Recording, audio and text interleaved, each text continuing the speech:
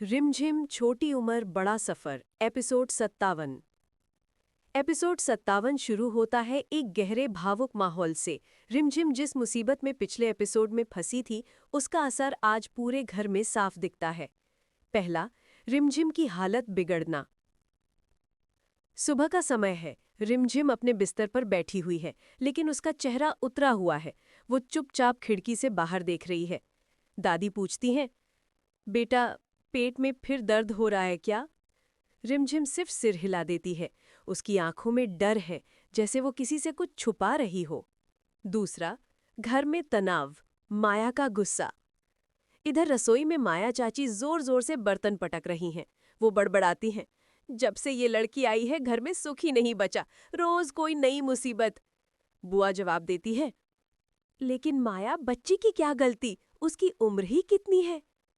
माया तुनक कर कहती है, उम्र भले छोटी हो, मुसीबतें बड़ी ले आती है। रसोई का माहौल तना हुआ है। तीसरा, स्कूल की प्रिंसिपल का फोन एक बड़ा झटका। अचानक घर की घंटी बजती है। रिमझिम की प्रिंसिपल का फोन आता है। प्रिंसिपल कहती हैं, हमें आज ही रिमझिम के माता पिता में से किसी से मिलना है, ये बहुत जरूरी है। सब चौंक जाते हैं। मामा पूछते हैं, क्या हुआ मैम, कोई गलती की है क्या उसने? प्रिंसिपल का जवाब उन्हें और डराता है, मामला गंभीर है, कृपया जल्दी स्कूल आइए। रिमझिम के हाथ कांपने लगते हैं। चौथा, स्कूल में खुलासा होने से पहले रिमझिम का डर। मामा और दादी रिमझिम को लेकर स्कूल जाते हैं। रास्ते भर वो डरी हुई बैठी रहती है। दादी धीरे से पूछती हैं, रिमझिम, सच सच बता, स्कूल में क्या हुआ है?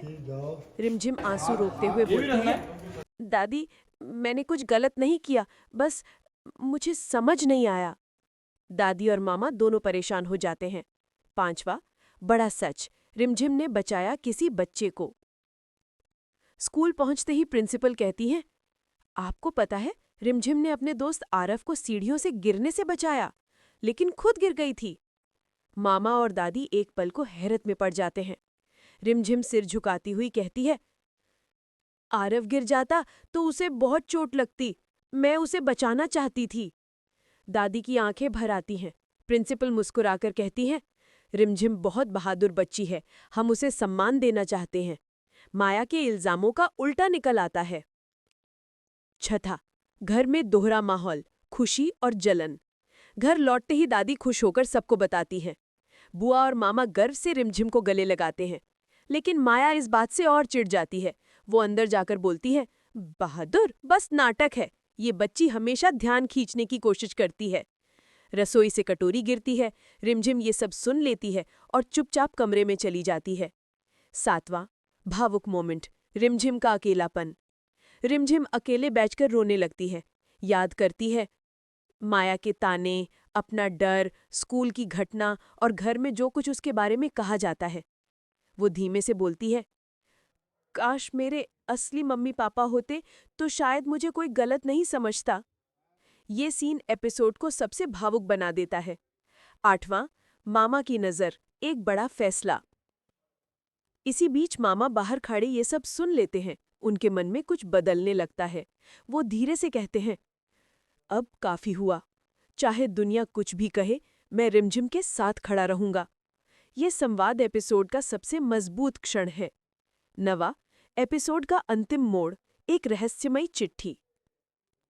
रात होते होते रिमझिम के कमरे की खिड़की से एक कागज उड़कर अंदर आता है।